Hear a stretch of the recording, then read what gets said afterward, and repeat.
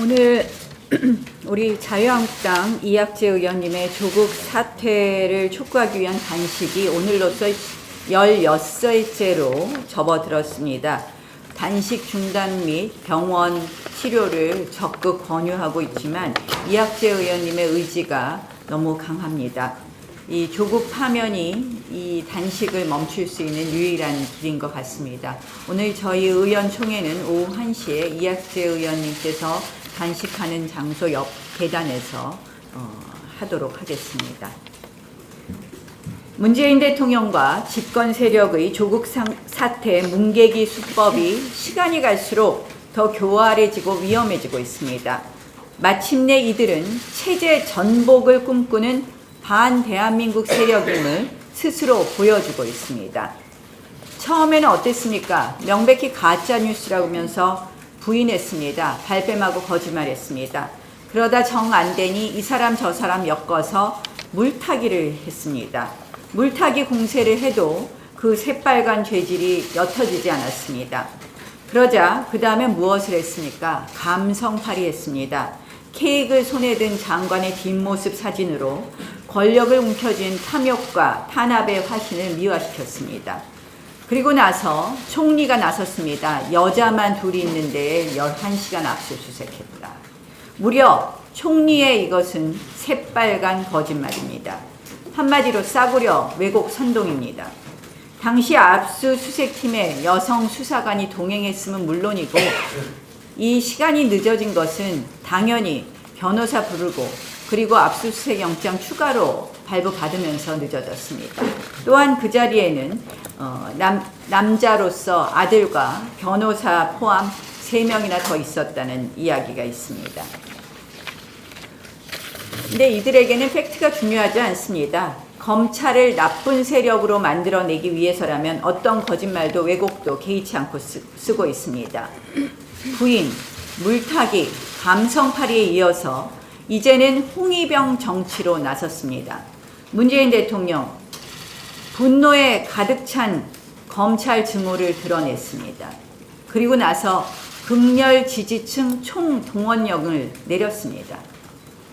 가장 타락한 민주주의의 정치, 군중 정치로 가고 있는 것입니다. 모태똥과 나치의 수법에 기대보겠다는 것입니다. 200만이 모였다고 합니다. 이거 여당 원내대표가 한 말입니다. 대전 인구 150만 명보다도 더 많은 사람이 모였다는 것입니다. 아무리 보아도 이 200만으로 둔갑시키기에는 과한 것이었습니다. 옆에 대규모 축제 인원까지 훔쳐서 부풀렸습니다. 한마디로 판타지 소설급으로 뻥튀기 하고 선동하고 있습니다. 이때 또 때만 되면 어김없이 나타나는 세력이 있습니다. 엄청난 예산과 조직력, 그리고 노하우를 바탕으로 해서 순식간에 대규모 집회를 연출해냅니다. 광우병 선동을 주도하고 이명박 박근혜 정부 내내 반정부 폭력 시위로 도심을 마비시켰던 이들이 그들입니다. 문재인 정권 역시 이 세력에 편승되어 왔습니다. 지난주에 전경련 찾아갔다가 하루 만에 이 강성 귀족노조, 불법 귀족노조한테 사과한 이유를 미루어 짐작할 수 있지 않겠습니까? 곧 있으면 이제 나오는 시나리오가 있습니다. 뭐냐? 여론이 바뀌었다고 아마 이제 대대적인 선전을 할 것입니다. 지난주에 여당이 숫자 부풀리고 그리고 일부 언론에서는 이것을 그대로 받아쓰기 시작했습니다. 그리고 이제 조금 있으면 여론이 나올 것입니다. 여론조사. 권력 청탁형 여론조사가 쏟아져 나올 것입니다. 허위 여론조사를 만들어내기 위한 좋은 구실거리가 필요해서 200만 집회 거짓말까지 지어내는 것입니다. 대통령 지지율 40% 미만 여론조사는 꽁꽁 숨겨야 하는 현실 속에서 벌어지는 일들입니다. 이들은 검찰개혁을 내세웁니다.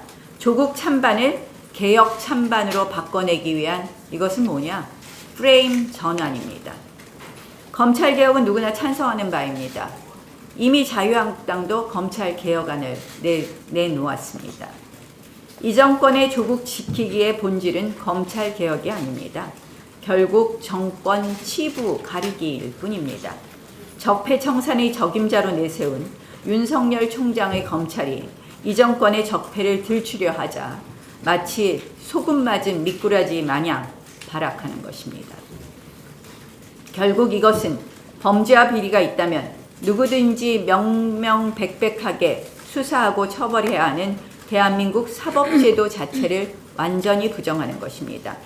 한마디로 대한민국 사법체제 전복 행위입니다.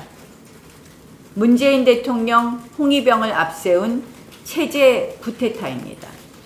헌정 질서를 무너뜨리는 이 집권 세력, 결국 헌정 질서의 힘에 의해 무너질 것입니다. 사법체제 전복 시도, 정권 전복을 향한 분노의 민심의 도화선이 될 것입니다. 지금 그 한상혁 방송통신위원장이 지금 대놓고 방송장악위원장직을 수행하려는 것이 드러나고 있습니다.